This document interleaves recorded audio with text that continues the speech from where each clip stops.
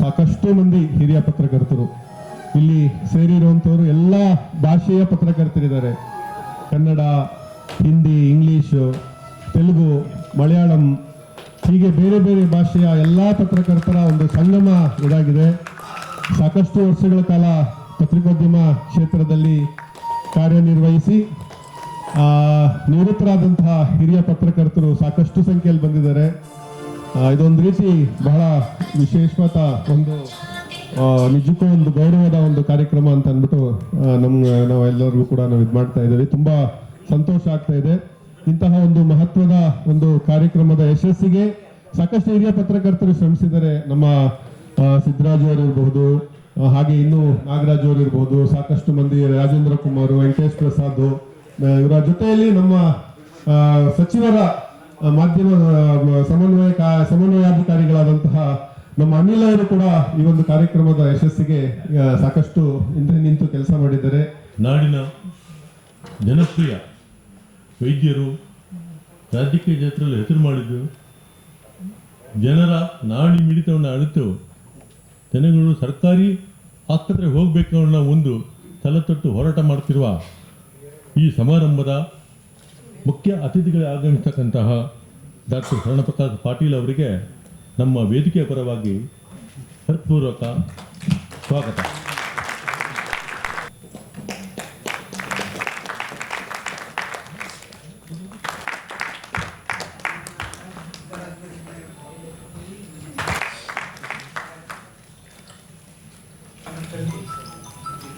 ನಾನು ಒಂದು 15 ವರ್ಷದಿಂದ ಕೆಲಸ ಮಾಡ್ತಾಯಿದ್ದೀನಿ. ಆದರೆ ಇಷ್ಟೊಂದು ಜನ ಯಾವತ್ತೂ ಸೇರಲಿಲ್ಲ. ಭಾಳ ಸಂತೋಷ ಆಗ್ತಾಯಿದೆ ನನಗೆ. ನಮ್ಮ ಹಿರಿಯ ಪತ್ರಕರ್ತರ ವೇದಿಕೆಯ ಅಡ್ಹಾಕ್ ಸಮಿತಿಯನ್ನು ರಾಮನಗರ ಜಾನಪದ ಲೋಕದಲ್ಲಿ 2002ರಲ್ಲಿ ಪ್ರಜಾವಾಣಿಯ ಸಹ ಸಂಪಾದಕರಾಗಿದ್ದ ಶ್ರೀಧರಾಚಾರ್ ಅವರ ಅಧ್ಯಕ್ಷತೆಯಲ್ಲಿ ರಚಿಸಲಾಯಿತು. 2003 ಜನವರಿ 8ರಂದು ವೇದಿಕೆಯನ್ನು ಸಹಕಾರ ಇಲಾಖೆಯಲ್ಲಿ ನೋಂದಣಿ ಮಾಡಿಸಲಾಯಿತು.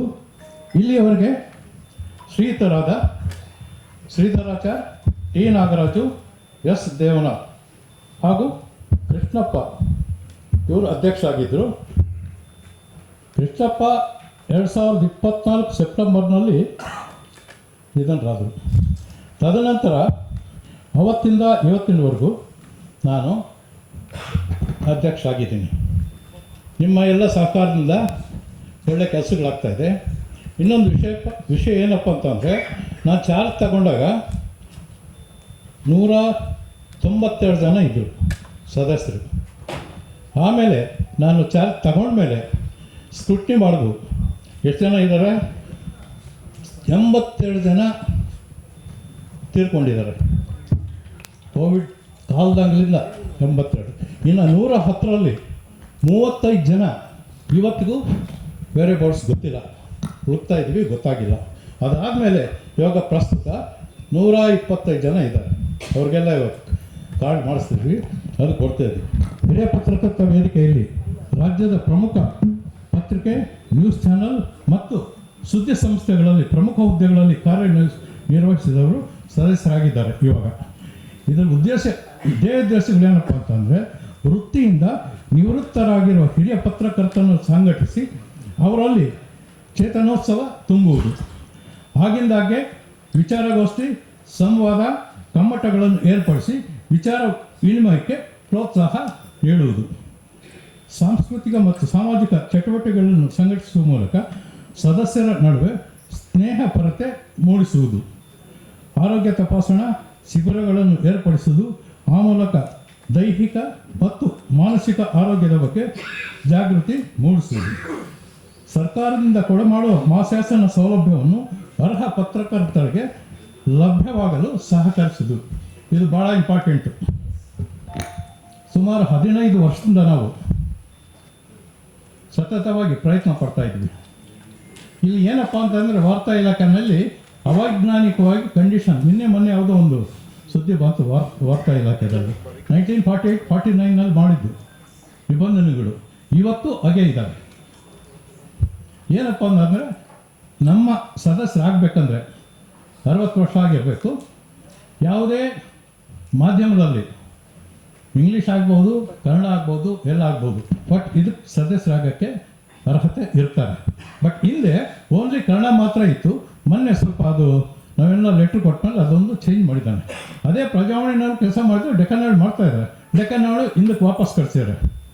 ಇದ್ರ ಮೂಲಕ ನಾನು ನಮ್ಮ CMಗೆ ನಿಮ್ಮ ಎಲ್ಲರ ಮೂಲಕ ಕಂಡೀಷನ್ಸ್ ಏನಿದ್ದಾವೆ, ನಿಬಂಧನೆಗಳು ದಯವಿಟ್ಟು ಸಡಿಲಗೊಳಿಸಬೇಕು.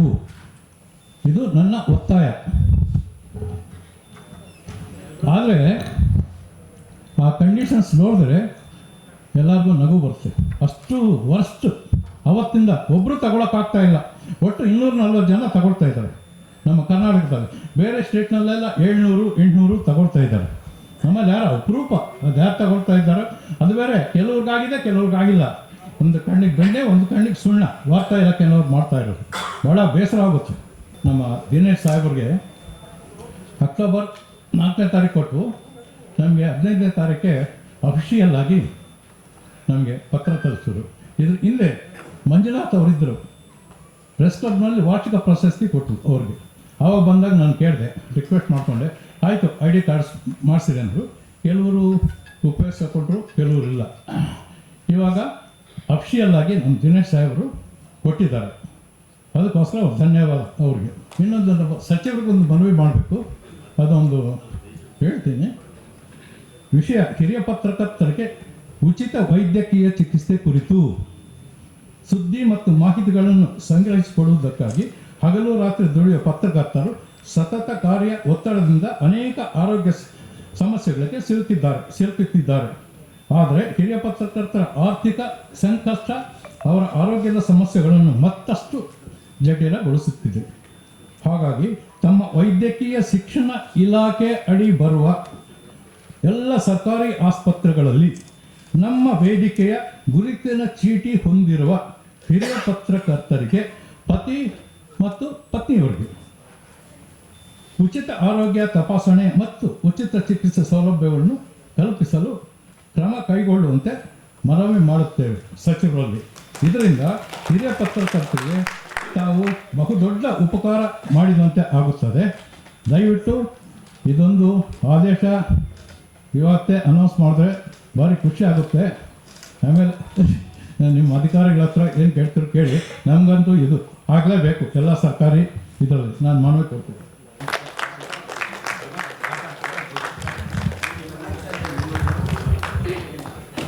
ಚೂರು ವಿದ್ಯುಕ್ತವಾಗಿ ಗುರುತಿನ ಚೀಟಿಯನ್ನು ನೀಡಬೇಕು ಅಂತ ನಮ್ಮ ನಾಗರಾಜ್ ಅವರು ಪ್ರಜಾವಾಣಿಯಲ್ಲಿ ಇದ್ದು ನಿವೃತ್ತರಾಗಿ ಸಾಕಷ್ಟು ವರ್ಷಗಳ ಕಾಲ ಪತ್ರಿಕೋದ್ಯಮದಲ್ಲಿ ತನ್ನದೇ ಆದಂತಹ ಸೇವೆ ಸಲ್ಲಿಸಿರುವಂತಹ ನಾಗರಾಜ್ ಅವರೀಗ ಬರಬೇಕು ಅಂತ ನಾವು ಕೇಳ್ಕೊಳ್ತೀವಿ.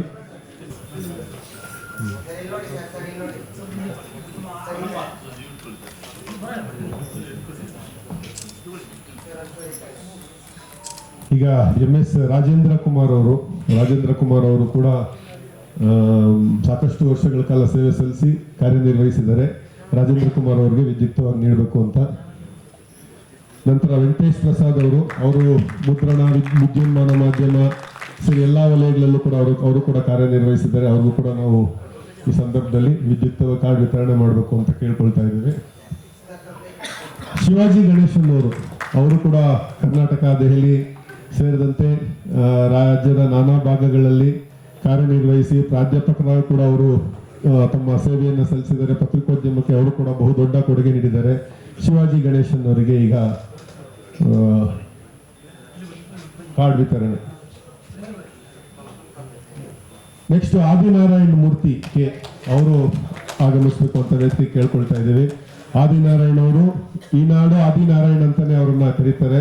ಈನಾಡು ಪತ್ರಿಕೆಯಲ್ಲಿ ಜನಪರ ಸಮಸ್ಯೆಗಳ ಬಗ್ಗೆ ಬೆಳಕು ಚೆಲ್ತಾ ನಮ್ಮ ಎಲ್ಲರ ಒಡನಾಡಿಯಾಗಿರುವಂತಹ ಪ್ರೀತಿಯ ಆದಿನಾರಾಯಣ ಮೂರ್ತಿ ಅವರಿಗೆ ಈ ಸಂದರ್ಭದಲ್ಲಿ ನಾವು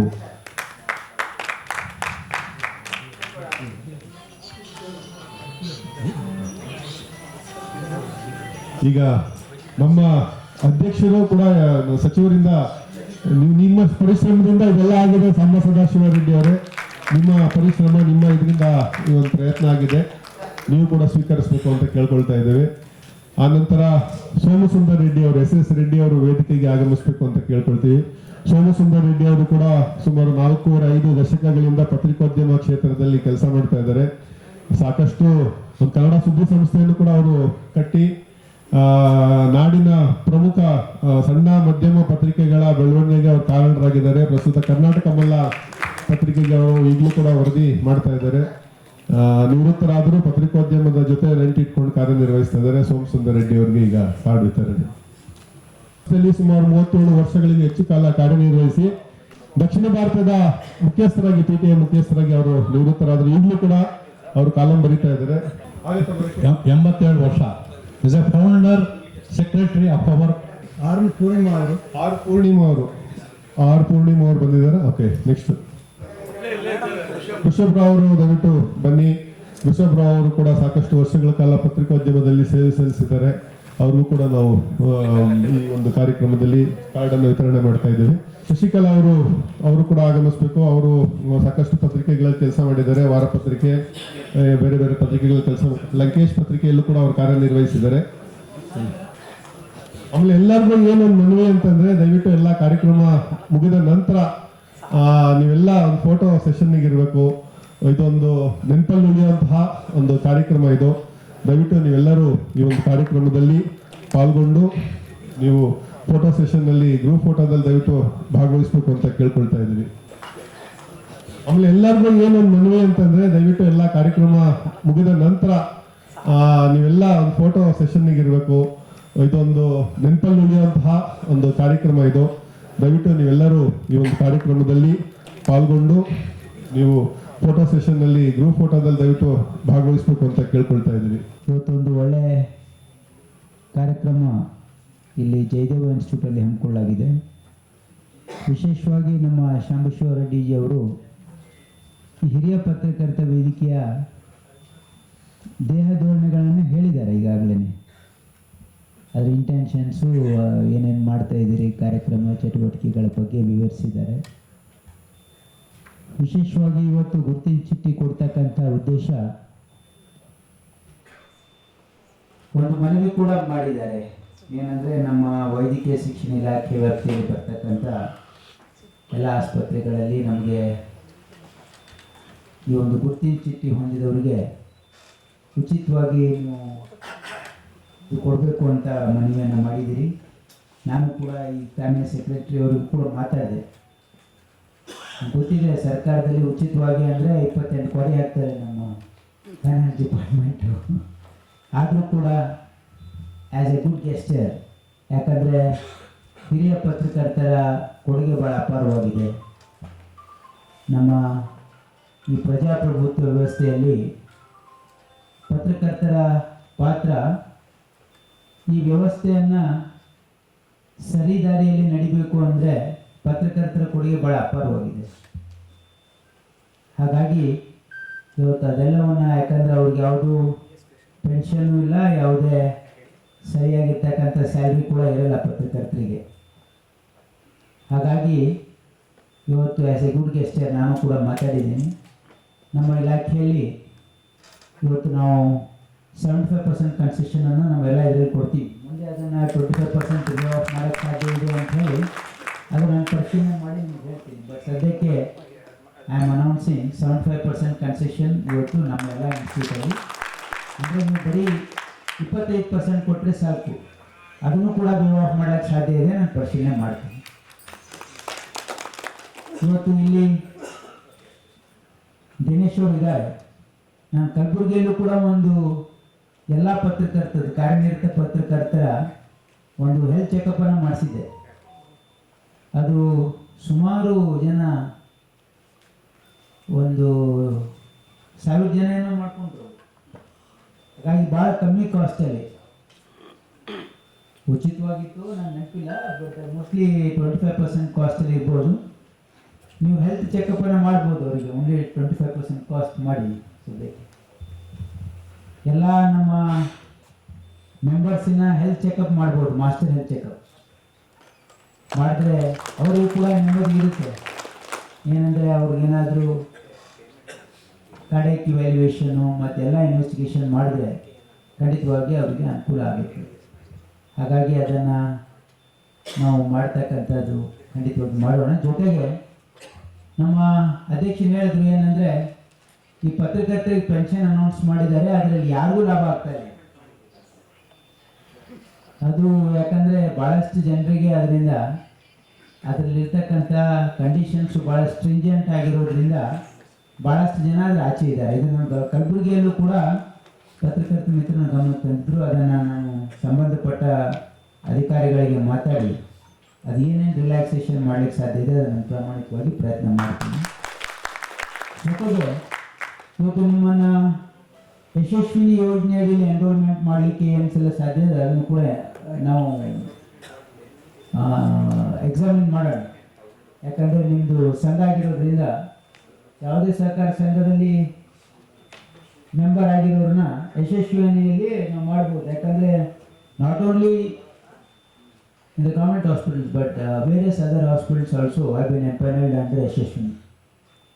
ಹಾಗಾಗಿ ಅಲ್ಲಿನೂ ಕೂಡ ನೀವು ಸವಲತ್ತನ್ನು ಪಡಿಬೋದು. ಅದನ್ನು ಕೂಡ ನಾನು ಎಕ್ಸಾಮಿನ್ ಮಾಡಿ ಸಂಬಂಧಪಟ್ಟ ಅಧಿಕಾರಿಗಳಿಗೆ ಮಾತಾಡಿ ಅದನ್ನು ಮಾಡಿಸ್ತಕ್ಕಂಥ ಪ್ರಾಮಾಣಿಕ ಪ್ರಯತ್ನ ಮಾಡ್ತೀನಿ. ಯಾಕಂದರೆ ಇವತ್ತು ನಮ್ಮ ಜವಾಬ್ದಾರಿ ಇದೆ, ಸರ್ಕಾರದ ಜವಾಬ್ದಾರಿ ಇದೆ ಮತ್ತು ಸಮಾಜದಲ್ಲಿ ಇವತ್ತು ನಮ್ಮ ಹಿರಿಯ ನಾಗರಿಕರ ಯೋಗಕ್ಷೇಮವನ್ನು ನೋಡ್ಕೊಳ್ತಕ್ಕಂಥದ್ದು ಇದು ನಮ್ಮ ಜವಾಬ್ದಾರಿ ಅಂತಕ್ಕಂಥದ್ದು ನನ್ನ ಭಾವನೆ. ಹಾಗಾಗಿ ಯಾರು ಸಮಾಜದ ಉನ್ನತಿಗಾಗಿ ದುಡಿದಿದ್ದಾರೆ, ತಮ್ಮ ಸೇವೆಯನ್ನು ಸಲ್ಲಿಸಿದ್ದಾರೆ, ಅವರ ಯೋಗಕ್ಷೇಮ ನೋಡ್ಕೊಳ್ತಕ್ಕಂಥದ್ದು. ಯಾಕಂದರೆ ಅವರು ನಿವೃತ್ತಿ ಹೊಂದಿದ ಮೇಲೆ ಅವರ ಯೋಗಕ್ಷೇಮ ನೋಡ್ಕೊಳ್ತಕ್ಕಂಥದ್ದು ಇಟ್ಸ್ ಎ ಸ್ಟೇಟ್ಸ್ ರೆಸ್ಪಾನ್ಸಿಬಿಲಿಟಿ ಅಂತ ನನ್ನ ಭಾವನೆ. ಹಾಗಾಗಿ ಆ್ಯಸ್ ಎ ಗುಡ್ ಗೆಸ್ಟರ್ ಏನೆಲ್ಲ ಸಾಧ್ಯ ಇದೆ ಅದನ್ನೆಲ್ಲವನ್ನು ನಾನು ಮಾಡಲಿಕ್ಕೆ ಪ್ರಾಮಾಣಿಕ ಪ್ರಯತ್ನ ಮಾಡ್ತೀನಿ. ಯಾಕಂದರೆ we should give a dignified life for all our senior citizens because they have contributed a lot to our societies. That's what I always feel. ಹಾಗಾಗಿ ಇದನ್ನು ಮಾಡ್ತಕ್ಕಂಥ ಪ್ರಾಮಾಣಿಕ ಪ್ರಯತ್ನ ನಾನು ಮಾಡ್ತೀನಿ. ತಾವೆಲ್ಲ ಇಲ್ಲಿ ಸೇರಿದಿರಿ ಮತ್ತು ತಾವು ಒಕ್ಕಟ್ಟಾಗಿ ಅವಾಗವಾಗ ಸೇರಿ ಇವತ್ತು ಬೇರೆ ಬೇರೆ ಚಟುವಟಿಕೆಗಳಲ್ಲಿ ತಾವು ತೊಡಗಿಸ್ಕೊಂಡ್ರೆ ತಾವು ಕೂಡ ಎಲ್ಲ ಒಂದು ಒಳ್ಳೆಯ ಒಂದು ಭಾವನೆಯಲ್ಲಿ ಇರ್ಬೋದು ಅಂತಕ್ಕಂಥದ್ದು. ಯಾಕಂದರೆ ನಾವು ಆಗಾಗ ಪರಸ್ಪರವಾಗಿ ಗೆಳೆಯರು ಮೀಟ್ ಮಾಡ್ತಾ ಇದ್ದರೆ ಅದು ನಿಮ್ಮ ಆಯುಷ್ಯ ವೃದ್ಧಿ ಮಾಡ್ತದೆ ಮತ್ತು ನಿಮ್ಮ ಮನೋಬಲವನ್ನು ಕೂಡ ಹೆಚ್ಚಿಸ್ತದೆ ಅಂತಕ್ಕಂಥದ್ದು ಅನೇಕ ಇವತ್ತು ಸ್ಟಡಿಗಳು ಹೇಳಿದ್ದಾವೆ, ಅನೇಕ ಸ್ಟಡಿಗಳು ಕೂಡ ಇವೆ. ಹಾಗಾಗಿ ತಮ್ಮೆಲ್ಲರಿಗೂ ಶುಭವಾಗಲಿ. ಸಾಮಾನ್ಯವಾಗಿ 60 ವರ್ಷ ಕಳೆದ ನಂತರ ಎಲ್ರಿಗೂ ಒಂದು ಅನಿಶ್ಚಿತೆ ಕಾಡ್ತಾ ಇರುತ್ತೆ, ಒಂದು ಆತಂಕದ ಕಾರಣೋಡ ಅಂತ ಆತಂಕದ ಛಾಯೆ ಕಾಡ್ತಾ ಇರುತ್ತೆ. ಅದು ವೈದ್ಯರನ್ನು ಬಿಟ್ಟಿಲ್ಲ, ಲಾಯರ್ನೂ ಬಿಟ್ಟಿಲ್ಲ, ಎಲ್ಲರನ್ನೂ ಬಿಟ್ಟಿಲ್ಲ, ಸಾಮಾನ್ಯ ಜನರಿಂದ ಹಿಡಿದು ಡಾಕ್ಟರ್, ಲಾಯರ್, ಇಂಜಿನಿಯರ್ ಎಲ್ಲರನ್ನದು ಕಾಡುವಂಥ ಒಂದು ಅನಿಶ್ಚಿತೆ. ಅದು ಕೌಟುಂಬಿಕ ಅನಿಶ್ಚಿತೆ ಇರಬೇಕು, ಅನಿಶ್ಚಿತೆ ಇರ್ಬೋದು, ಹಣಕಾಸಿನ ಅನಿಶ್ಚಿತೆ ಇರ್ಬೋದು, ವಯಸ್ಸಾಗೋಗ್ತಾ ಇದೆಯಲ್ಲ ನಾನು ಯಾರು ನೋಡ್ಕೊಳ್ಳೋರಿಲ್ವಲ್ಲ ಅಂತ ಒಂದು ಅನಿಶ್ಚಿತೆ ಇರ್ಬೋದು. ಈ ಎಲ್ಲ ಅನಿಶ್ಚಿತೆಗಳ ನಡುವೆ ನಾವು ನಮ್ಮ ಆರೋಗ್ಯ ಕಾಪಾಡ್ಕೋಬೇಕು ಅಂತಂದರೆ ನಾವು ಒಂದು ಉತ್ತಮವಾದ ಆರೋಗ್ಯ ಅಥವಾ ಜೀವನ ಶೈಲಿನ ನಾವು ಕಾಣ್ಕೋಬೇಕು. ಅಂದರೆ ನಮ್ಮ ಆರೋಗ್ಯಕ್ಕೆ ಉತ್ತಮವಾದ ಒಂದು ಆರೋಗ್ಯಕರವಾದ ಶೈಲಿಯಾದ ಜೀವನವನ್ನು ನಾವು ಪ್ರಾರಂಭ ಮಾಡ್ಕೋಬೇಕು. ನಾನು ಇಲ್ಲಿ ಕುಳಿತಿರುವ ಹಿರಿಯ ನಾಗರಿಕರಿಗೆ ಅಥವಾ ಹಿರಿಯ ಚೇತನ ಅಥವಾ ಹಿರಿಯ ಪತ್ರಕರ್ತರಿಗೆ ನನ್ನ ನಿವೇದನೆ ಒಂದೇ, ಆರೋಗ್ಯದ ವಿಚಾರದಲ್ಲಿ ನನಗೆ ಯಾರೂ ಇಲ್ಲ ಅಂತಂದರೆ ಜೈದೇವ ನಿಮ್ಮ ಪರವಾಗಿ ಯಾವತ್ತೂ ಇರುತ್ತೆ. ಅದು 24 ಗಂಟೆ 365 ದಿವಸ ನಿಮ್ಗೆ ಯಾವುದೇ ಥರದ ವೈದ್ಯಕೀಯ ಸೇವೆಯನ್ನು ಸಲ್ಲಿಸಲಿಕ್ಕೆ ನಾನಾದಿಯಾಗಿ ನಮ್ಮ ಕೊಲೀಗ್ಸ್ ಎಲ್ಲ 24 ಅವರ್ಸು ನಿಮ್ಮ ಸೇವೆಗಾಗಿ ಇರ್ತಾರೆ. ತಾವೆಲ್ಲ ಹಿರಿಯ ನಾಗರಿಕರು ಯಾವುದೇ ರೀತಿ ಕಾಯಿಲೆ ಬರೋದು ಬೇಡ. ಇನ್ ಕೇಸ್ ಆ ಥರ ಒಂದು ಅನಿವಾರ್ಯತೆ ಸಂದರ್ಭ ಉದ್ಭವ ಆದರೆ ಜಯದೇವ ಹಾಸ್ಪಿಟ್ಲು ನಿಮ್ಮ ಆಸರೆಗೆ ಯಾವಾಗಲೂ ಇರುತ್ತೆ. ಅದು ನಮ್ಮ ಮಾನ್ಯ ಸಚಿವರು ಕೂಡ ಅವ್ರ ಮಾತನಾಡಿ ಹೇಳಿದ್ದಾರೆ. ಹಿರಿಯ ನಾಗರಿಕರನ್ನ ಒಂದು ಗೌರವದಿಂದ ಕಾಣಬೇಕು ಮತ್ತು ಅವ್ರನ್ನೆಲ್ಲ ನೋಡ್ಕೋಬೇಕು ಅನ್ನೋದು ನಮ್ಮ ಸರ್ಕಾರದ ಒಂದು ಆದ್ಯ ಕರ್ತವ್ಯ ಅಂತ ನಮ್ಮ ಸಚಿವರು ಅವರ ಮಾತಿನಲ್ಲಿ ಮಾತಾಡ್ಬೇಕಾದ್ರೆ ಉಲ್ಲೇಖಿಸಿದ್ರು. ಅದು ನಿಜವಾಗ್ಲೂ ಅರ್ಥಪೂರ್ಣ ಹಾಗೂ ಔಚಿತ್ಯಪೂರ್ಣ ಕೂಡ. ವಯಸ್ಸಾದ್ಮೇಲೆ ಯಾರು ಇರಲ್ಲ ಅಂತ ಒಂದು ನಾನು ಆಗಲೇ ಒಂದು ಅನಿಶ್ಚಿತೆ ಕಾಡ್ತಾ ಇರುತ್ತೆ. ಭಾಳ ಒಂದು ಒಳ್ಳೆಯ ಕಾರ್ಯಕ್ರಮ. ಪೊನ್ನಪ್ಪನವ್ರು ಕೂಡ ಹೇಳಿದಾಗ ಇವತ್ತು ಪತ್ರಕರ್ತರು ಅಂತಂದರೆ ಇವತ್ತು ಭಾಳ ಒಂದು ಗೌರವ ಇದೆ ಇಡೀ ದೇಶದಲ್ಲಿ. ನೀವೆಲ್ಲ ಕಳೆದ 50 ವರ್ಷ ಮೊನ್ನೆ ಇವರು ಹೇಳ್ತಾ ಇರೋದು 50-60 ವರ್ಷದಿಂದ ನಾವು ಪತ್ರಕರ್ತರಾಗಿ ಕೆಲಸ ಮಾಡ್ತಾ ಇದ್ದೀವಿ.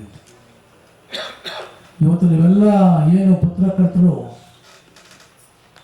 ಒಂದು ಏನು ಮೌಲ್ಯವನ್ನು ಎತ್ತಿ ಹಿಡಿದಿದ್ದೀರಾ, ಇವತ್ತು ನಮ್ಮ ಇವತ್ತಿನ ಇತ್ತೀಚಿನ ಪತ್ರಕರ್ತರಿಗೆ ಇವೆಲ್ಲ ಕೂಡ ಮಾರ್ಗದರ್ಶನ ಆಗಿದೆ ಅಂದರೆ ಮತ್ತು ಹಿರಿಯ ಪತ್ರಕರ್ತರ ಕಾರಣ. ಇವತ್ತು ಆ ಮೌಲ್ಯವನ್ನು ಅವತ್ತಿಂದ ನೀವು ಪಾಲಿಸ್ಕೊಂಡು ಇವತ್ತು ಏನು ಆಧಾರ ಸ್ತಂಭವಾಗಿ ಇವತ್ತು ದೇಶದ ರಾಜ್ಯದ ಇವತ್ತು ಒಳ್ಳೊಳ್ಳೆ ಕೆಲಸವನ್ನು ಮಾಡೋದಕ್ಕೆ ನೀವೆಲ್ಲರೂ ಕಾರಣ ಆಗಿದೆ. ಅದಕ್ಕೆ ನೀವು ಕೂಡ ಅಭಾರಿಯಾಗಿರ್ಬೇಕು ನಾವೆಲ್ಲ. ಇವತ್ತು ನಾನು ಸಾಹೇಬ್ ಹತ್ರ ಮಾತಾಡ್ತಿದ್ದೆ, ಪತ್ರಕರ್ತರಿಗೆ ಸಂಬಳ ಕಡಿಮೆ, ಕೆಲಸ ಜಾಸ್ತಿ, ರಿಟೈರ್ಡ್ ಆದಮೇಲೆ ಪೆನ್ಷನ್ ಇಲ್ಲ, ಏನೂ ಇಲ್ಲ. ಆ ಪರಿಸ್ಥಿತಿ ಇವತ್ತು ನಮ್ಮ ರಾಜ್ಯದಲ್ಲಿ. ಈ ದೃಷ್ಟಿಯಿಂದ ನಿಜವಾಗ್ಲೂ ಕೂಡ ಸರ್ಕಾರಗಳು, ಯಾವುದೇ ಸರ್ಕಾರ ಆಗಲಿ, ನಾವು ನೆರವಾಗಬೇಕು ಅಂತಂದರೆ ಅವ್ರನ್ನ ಕೈ ಹಿಡಿದು ಎತ್ತುವಂಥ ಕೆಲಸವನ್ನು ಯಾವುದೇ ಸರ್ಕಾರ ಮಾಡಬೇಕು. ಆ ದೃಷ್ಟಿಯಿಂದ ಇವತ್ತು 75% ಏನು ವೆಚ್ಚ ಆಗಿದೆ 100 ಭಾಗದಲ್ಲಿ 25 ಮಾತ್ರ ಕಟ್ಟಬೇಕು, 75 ಸರ್ಕಾರನೇ ಬರುತ್ತೆ ಅಂತ ಏನು ಡಿಸಿಷನ್ ತಗೊಂಡಿದ್ದಾರೆ. ನಿಜವಾಗ್ಲೂ ಕೂಡ ನಮಗೆ ಭಾಳ ಅಭಾರಿಯಾಗಿರ್ತೀವಿ. ಅವ್ರಿಗೆ ಧನ್ಯವಾದವನ್ನು ಹೇಳ್ತಾ ಇದ್ದೀವಿ. ಈ ದೃಷ್ಟಿಯಿಂದ ಇವತ್ತು ನೋಡ್ರಿ, ಶರಣ ಪ್ರಕಾಶ್ ಸಾಹೇಬ್ರ ಪಕ್ಕದಲ್ಲಿ ಲೆಟರ್ ನೀವು ಕೊಟ್ಟ ತಕ್ಷಣ ಅಲ್ಲೇ ಅವರು ಲೆಟರ್ ಸೈನ್ ಮಾಡೋರು. 75% ಡಿಸ್ಕೌಂಟನ್ನು ಇವತ್ತು ನಾವು ಮಾಡಬೇಕು ಇವರಿಗೆ ಅಂತ ಅಂದ್ಬಿಟ್ಟು. ಇವತ್ತು ನಾವು ತಮ್ಮ ರಿಕ್ವೆಸ್ಟ್ ಮಾಡ್ಕೊಳ್ಳೋದು ಅಷ್ಟೇ ಸರ್. ಇವಾಗ ಆಯುಷ್ಮಾನ್ ಭಾರತ್ 70 ವರ್ಷ ವಯಸ್ಸಿನವರೆಗೆ ಇವಾಗ ಆಯುಷ್ಮಾನ್ ಭಾರತ್ ಇವತ್ತು ಕೇಂದ್ರ ಮತ್ತು ರಾಜ್ಯ ಸರ್ಕಾರ ಕೊಡ್ತಾ ಇದೆ. ಆ ವಯಸ್ಸನ್ನು ಕಡಿಮೆ ಮಾಡಿ 60 ವರ್ಷದವರೆಗೆ ಮಾಡುವಂಥ ಕೆಲಸವನ್ನು ಮಾಡ್ಬೋದಾ? ಎರಡನೇದು, ಇವರು ಇಡೀ ಪತ್ರಕರ್ತರು ಇವತ್ತು ಏನಿದ್ದಾರೆ ಅವರಿಗೆ ಪೂರ್ಣವಾಗಿ ಫ್ರೀ ಒಂದು ಒಂದು ಕೊಡುವಂಥ ಕೆಲಸವನ್ನು ನಾವು ಮಾಡ್ಬೋದಾ ಅಂತ ನಾವು ಒಂದು ಚಿಂತನೆಯನ್ನು ಮಾಡಬೇಕು. ಹಾಗೆ ನಾವು ಸಂಪೂರ್ಣ ಸಹಕಾರವನ್ನು ಕೊಡ್ತೀವಿ ಅಂತೇಳಿ ಇವತ್ತು ನಮ್ಮ ದಿನೇಶ್ ಅವರು ಒಂದು ಒಳ್ಳೆಯ ಒಂದು ಹೆಜ್ಜೆಯನ್ನು ಇಟ್ಟಿದ್ದಾರೆ. ಏಕೆಂದರೆ ಇವತ್ತು ಎಷ್ಟೋ ಮನವಿ ಮಾಡಿಕೊಂಡ್ರು ಕೂಡ ಅವರು ಇವತ್ತು ಒಂದು ಒಳ್ಳೆಯ ಡಿಸಿಷನ್ ತಗೊಂಡು ಮಾಡಿದ್ದಾರೆ. ನಿಮಗೆ ಅವ್ರು ಮತ್ತೆ ನಾನು ಅಭಾರಿಯಾಗಿದ್ದೇನೆ. ಇವತ್ತು ಎಲ್ಲ ನಮ್ಮ ಪತ್ರಕರ್ತರ ಎಲ್ಲ ಪದಾಧಿಕಾರಿಗಳಿಗೆ, ಬಂದಂಥ ಎಲ್ಲ ಸದಸ್ಯರಿಗೆ ಮತ್ತೊಮ್ಮೆ ಧನ್ಯವಾದ ಹೇಳ್ತಾ ಇದ್ದೀನಿ. ನಮ್ಮ ಸಂಪೂರ್ಣ ಸಹಕಾರ ಇವತ್ತು ನಿಮಗೆ ಇದೆ.